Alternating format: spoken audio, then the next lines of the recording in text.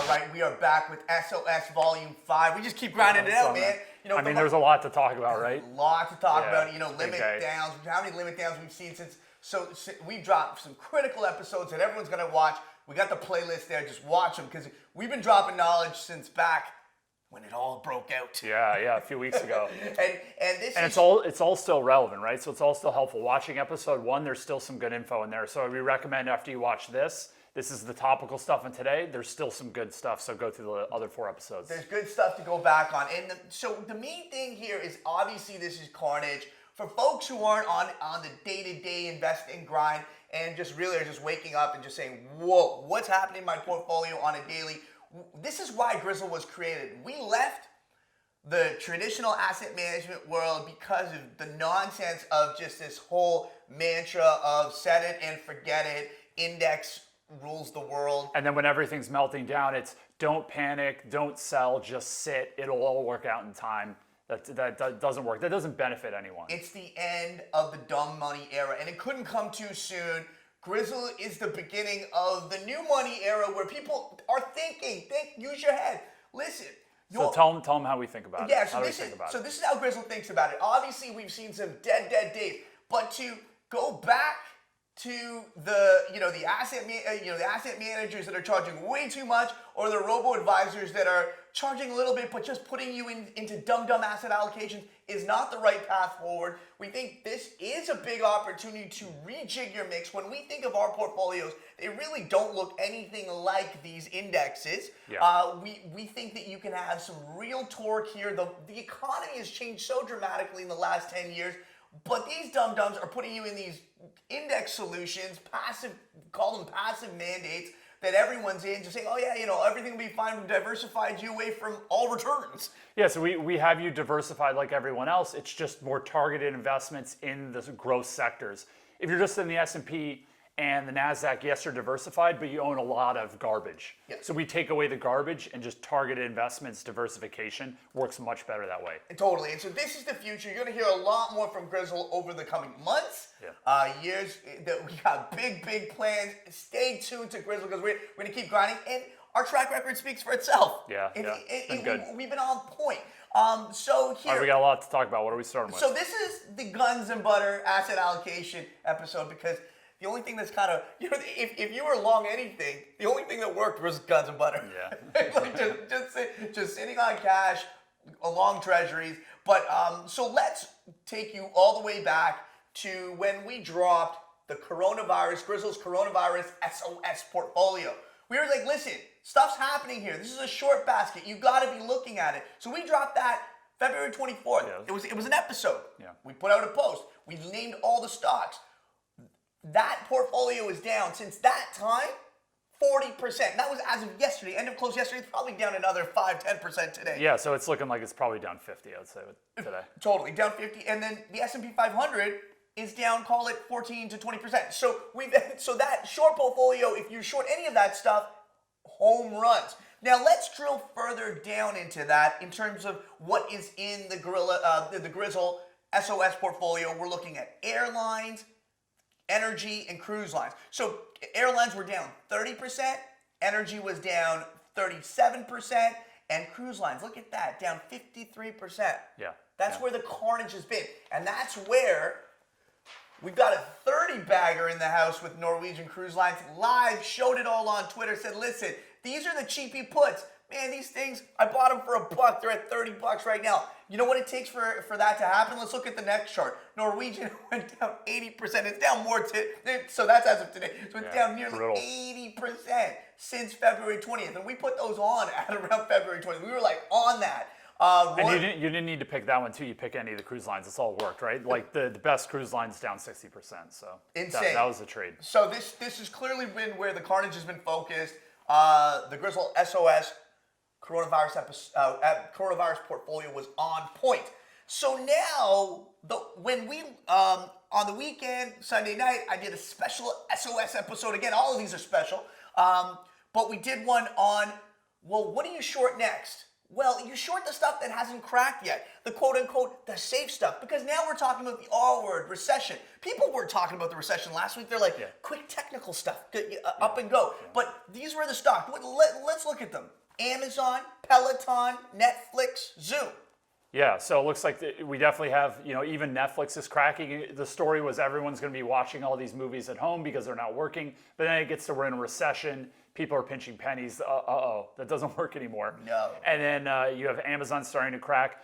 Zoom is actually holding in because if schools are teaching from home and professors are doing classes online and they need video, Zoom could be there. Still, if we're getting into a recessionary situation, which we think we might be, Zoom is still going to crack eventually. Even if once we get past a coronavirus story into a recession story, Zoom stops working. So that's one that is definitely one to watch.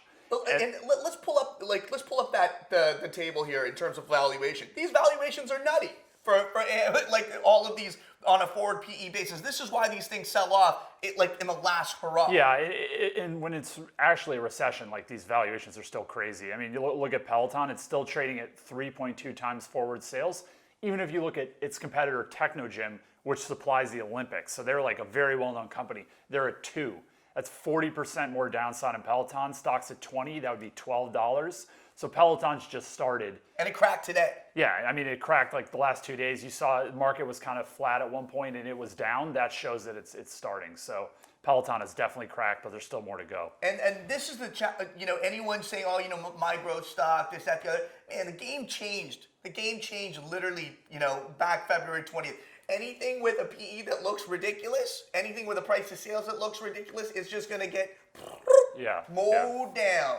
And we showed you the graph there. Obviously, Zoom has been the one that held in. The rest, it's all starting to crack, right? It's all starting. It's all starting to go down now.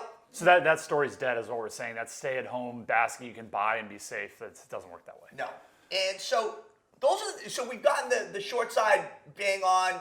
The next wave, the stay at home, definitely go down.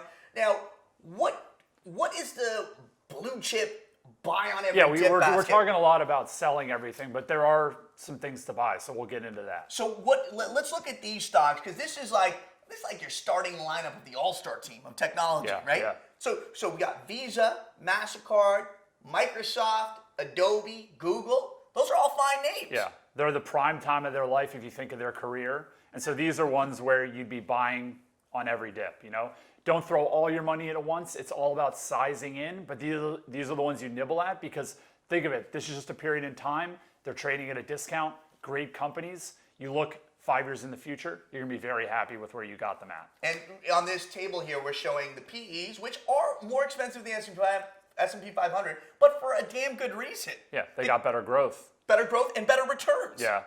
That's technology's magic. Is that the ROEs are so much higher. Yeah. So much higher than a company making pulling barrels out of the ground of oil.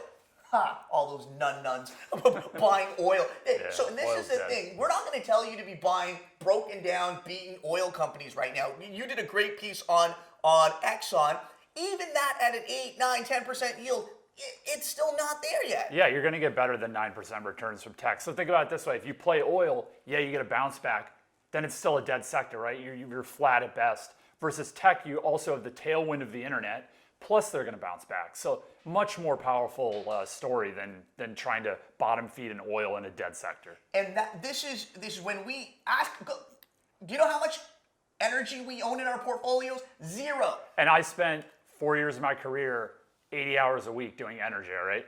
I hate energy. Totally. We've been on it over and over saying, you don't need to own this garbage, except maybe at the bottom of the recession. But again, we're still buying this quality stuff. And this is where when your advisor or your robo, the no-think advisor, there's some smart advisors out there, but when you're like dumb robo's like, hey, I'm just going to put you back in the index, you're buying all this other garbage that you don't need. Yeah, that's the real problem with S&P and these other diversification, right? You have these crap stocks along with the good ones. We'll cut the crap out. Just buy the best stuff. Make your own portfolios. You can easily do it nowadays. That's really the answer. Yeah, and so so in terms of buying it on the cheap, let's pull that graph up. All this stuff is down 20%. You're there. You're starting to nibble, right? Yeah.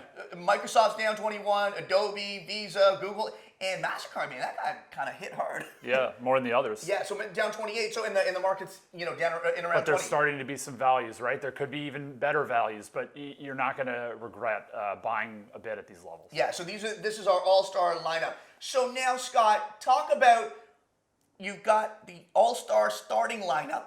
These guys have been around. These are kind of like the old guys. They've been around. They perform every year, and then we have the new rookies, the hot rookies. And so this is on the bench. Who's going to get tapped next? So talk about this basket. So this basket is the software as a service basket. It's basically taking the economy and digitizing it. So you have these guys do all sorts of things. They do collaboration. They do big data. Data on the internet is just exploding, and these guys help you navigate your data, find it, collate it, put it all together. So what's your top four here? Yeah, so top four, Alteryx. What do they do? Alteryx is collaboration software, and then we have MongoDB, Atlassian.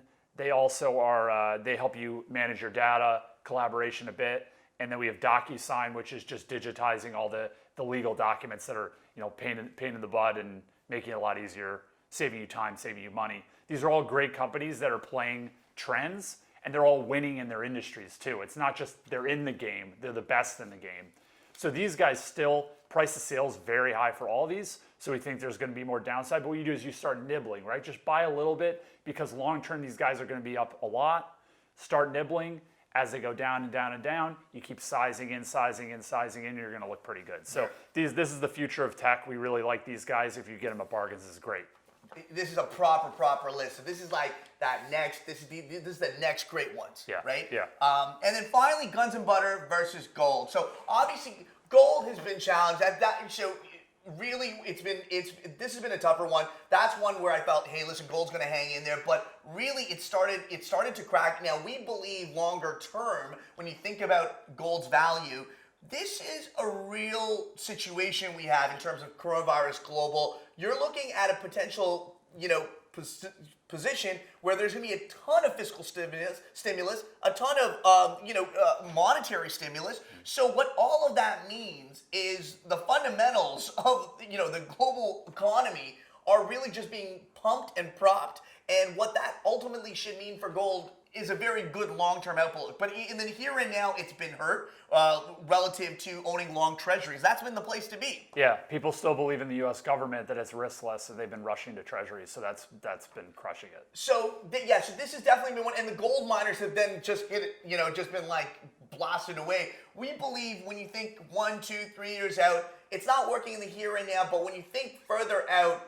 these will come back if and when the market starts to digest. And you're still, to give you some credit, you're still outperforming the stock market, right? So 100%. It counts for something. It counts for something. So you are still outperforming the stock market. We want to see these things do better. Yeah. But we think once the market digests, whoa, what was the number on that fiscal stimulus? Yeah. We're talking 50 basis points cut? When Trump starts saying everyone gets a $500 check, there you go, gold off the races. Yeah, so that was on the final point. We still think there's look there, but again, think about the first part we're talking about. Stocks to short, the stay-at-home basket that was supposedly riskless now becomes very risky because we're talking the R-word, recession, and we got the high-quality tech. Yep. To nibble away at. Yep. Still more downside on those, but start nibbling. And then the next best, which is the software as a service. Yeah, exactly. Guys, we're gonna keep pumping it out. Stay tuned. We covered a lot here. If you have any questions, put them in the comments. We'll make sure to answer. There's a lot more to talk about, and we'll keep hitting you with S.O.S. Episodes. S.O.S. We're gonna have links to everything here. Like, subscribe, do all the stuff that everyone should do. Poof.